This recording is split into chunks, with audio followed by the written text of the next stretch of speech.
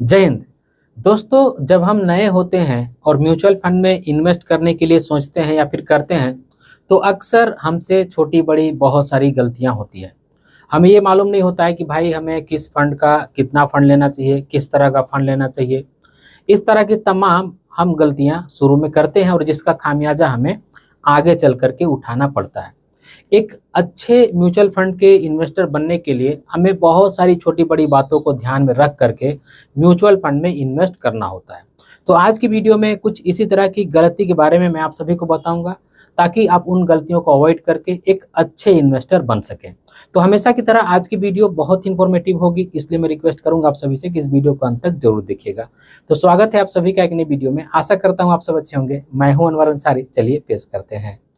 तो आज की वीडियो का टॉपिक ये है कि एक म्यूचुअल फंड एएमसी से या फिर एक म्यूचुअल फंड कंपनी से हमें कितने फंड लेने चाहिए। देखिए, आज की जो वीडियो का टॉपिक है हमारा, ये कोई नया टॉपिक नहीं है। अगर आप मेरे चैनल के रेगुलर व्यूअर होंगे तो आपने इस तरह की वीडियो मेरे चैनल पर देख रखी होगी।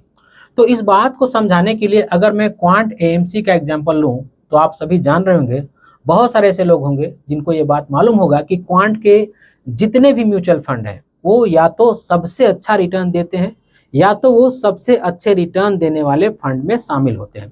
जैसे अगर मैं बात करूं क्वांट स्मॉल कैप फंड की, क्वांट मिड कैप फंड की, क्वांट फ्लेक्सी कैप फंड की, क्वांट मल्टी कैप फंड की, क्वांट एलएसएस फंड की, तो ये सारे वो फंड हैं जो या तो सबसे अच्छा रिटर्न दे रहे हैं या फिर सबसे अच्छे रिटर्न देने वाले फंड में शामिल है। और क्वांट ऐसा करने वाला इकलौता एएमसी नहीं है, इकलौता म्यूचुअल फंड कंपनी नहीं है।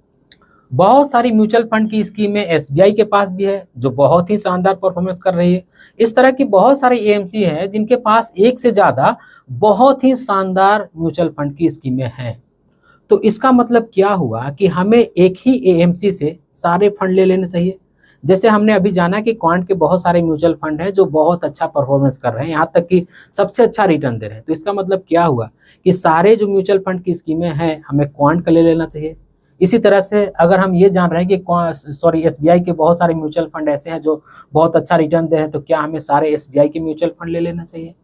अब मैं ये वीडियो क्यों बना रहा हूँ, तो इसके पीछे एक रीजन है। हमारे एक व्यूअर्स ने ये कमेंट्स करके कहा है कि सर, हमारे पास कुछ म्यूचुअल फंड की स्कीमें हैं, वो सारे म्यूचुअल फंड की स्कीमें एसबीआई के हैं। जैसे में SBI small cap, SBI magnum mid cap, SBI large and mid cap fund है। और क्या करूं सर, मैं एसबीआई के म्यूचुअल फंड में इन्वेस्ट कर रहा हूं। कुछ इस तरह का उन्होंने कमेंट्स किया है। तो मैं यहाँ पे ये बताना चाहता हूँ कि देखिए, अगर आप इस तरह से इन्वेस्ट करते हैं तो यकीनन आपका जो म्यूचुअल फंड का पोर्टफोलियो है वो रिस्क में है। आपको डाइवर्सिफिकेशन का बेनिफिट नहीं मिल रहा है।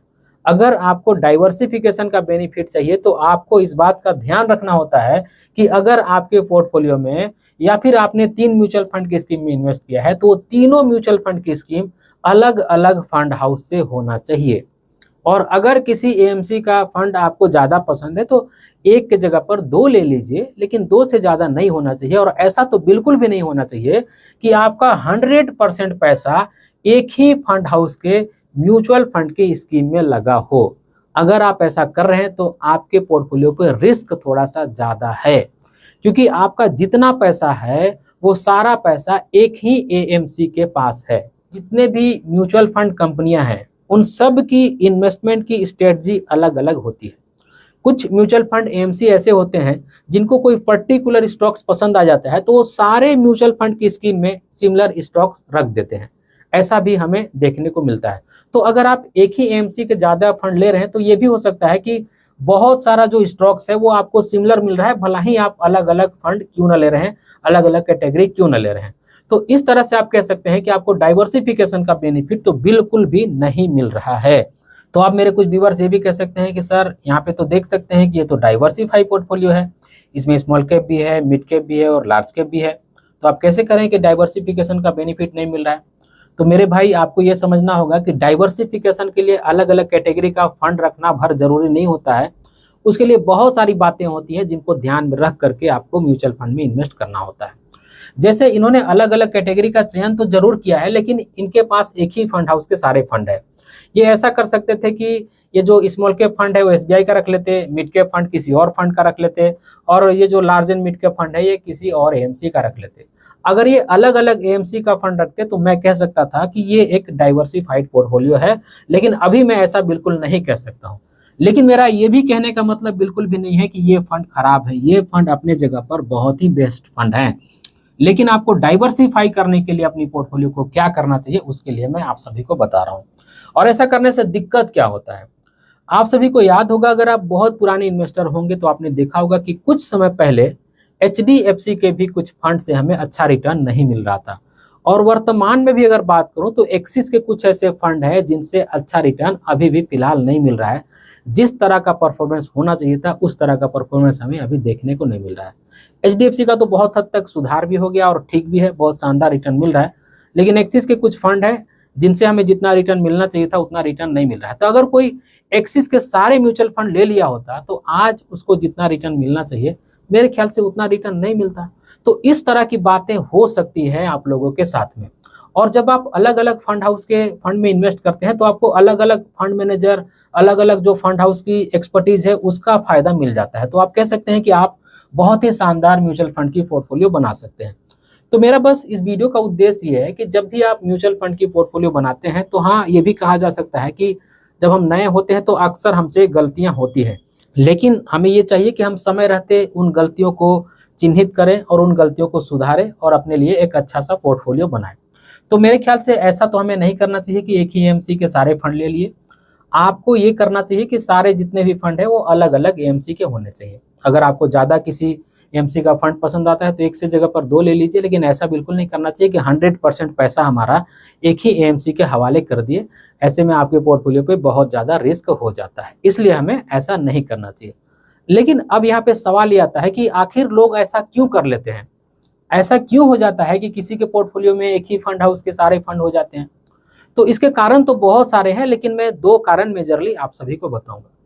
देखिए, बहुत सारे अभी भी ऐसे लोग हैं जो म्यूचुअल फंड में जब उनको इन्वेस्ट करना होता है तो बैंक के माध्यम से इन्वेस्ट करना उनको ज़्यादा अच्छा लगता है, क्योंकि बैंक पर उनको भरोसा होता है।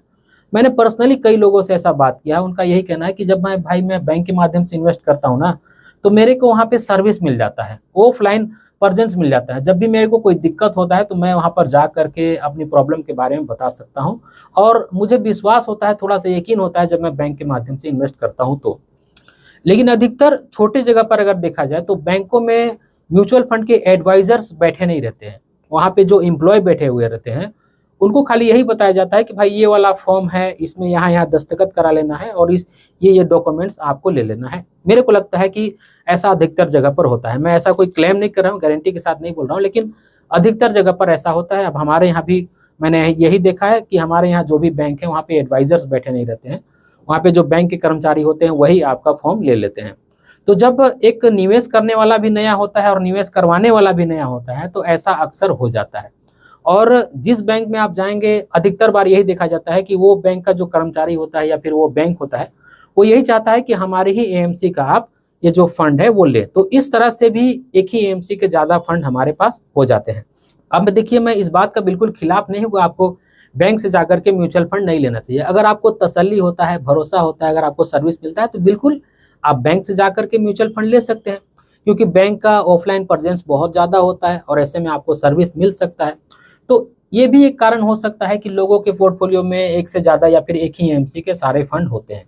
और दूसरा कारण मेरे हिसाब से ये हो सकता है कि बहुत सारी यूट्यूब पर ऐसी वीडियो होती है जिन वीडियो में ये बताया जाता है कि भाई इस एएमसी का शानदार फंड, यानी कि जैसे मैं अगर बात करूं तो एसबीआई के बेस्ट म्यूचुअल फंड, उस वीडियो के अंदर में ये बताया जाता है कि एसबीआई के स्मॉल कैप भी अच्छे हैं, मिड कैप भी अच्छे हैं, लार्ज एंड मिड कैप भी अच्छे हैं। बहुत सारी स्कीमों के बारे में नाम बताया जाता है कि ये सारे एसबीआई के फंड अच्छे हैं। तो अब कोई खुद से भी इन्वेस्ट कर रहा है तो वो भी यही जान रहा है कि भाई एसबीआई के ये फंड अच्छे हैं, ये फंड हमें ले लेने हैं। तो कुछ इस तरह से करके भी बहुत सारे लोग एक ही फंड हाउस का फंड अपने पोर्टफोलियो में रख लेते हैं। मेरे ख्याल से ये दो कारण हो सकते हैं जिस वजह से हमें इस तरह का सिचुएशन देखने को मिलता है। तो दोस्तों, मैं बस आप सभी से यही कहना चाहता हूँ कि आप पैसा बहुत ही मेहनत करके कमाते हैं, तो आपको भी ये चाहिए कि आप जहाँ पे उस पैसे को इन्वेस्ट कर रहे हैं वो अच्छा जगह हो, आपने जो पैसा इन्वेस्ट किया है उस पर भी आपको अच्छा रिटर्न मिल सके। तो इन सारी बातों को ध्यान में रख करके ही म्यूचुअल फंड में इन्वेस्ट करना चाहिए। और हड़बड़ा के तो इन्वेस्ट बिल्कुल नहीं करना चाहिए। अगर आपको इन्वेस्ट करना है, आप लंबे समय के लिए इन्वेस्ट करने जा रहे हैं तो थोड़ा सा सोचिए, समझिए, विचार कीजिए, इसमें समय लगाइए और फिर अच्छे से इत्मीनान से म्यूचुअल फंड में इन्वेस्ट कीजिए। तो आज की इस वीडियो में बस इतना ही। उम्मीद करता हूँ आज की वीडियो आप सभी को अच्छी लगी होगी। अगर आज की वीडियो आप सभी को अच्छी लगी है तो इस वीडियो को एक लाइक जरूर कर दीजिएगा और इसी तरह की वीडियो देखने के लिए चैनल को सब्सक्राइब कर लीजिएगा और इस वीडियो को अपने फ्रेंड और फैमिली के बीच भी शेयर कीजिएगा ताकि वो भी अवेयर हो पाए। इस वीडियो के आखिर में बस मैं आपसे इतना ही कहना चाहता हूँ कि अपना और अपने फैमिली का बहुत ख्याल रखिएगा। मैं मिलूंगा इसी तरह किसी और वीडियो में, तब तक के लिए बाय।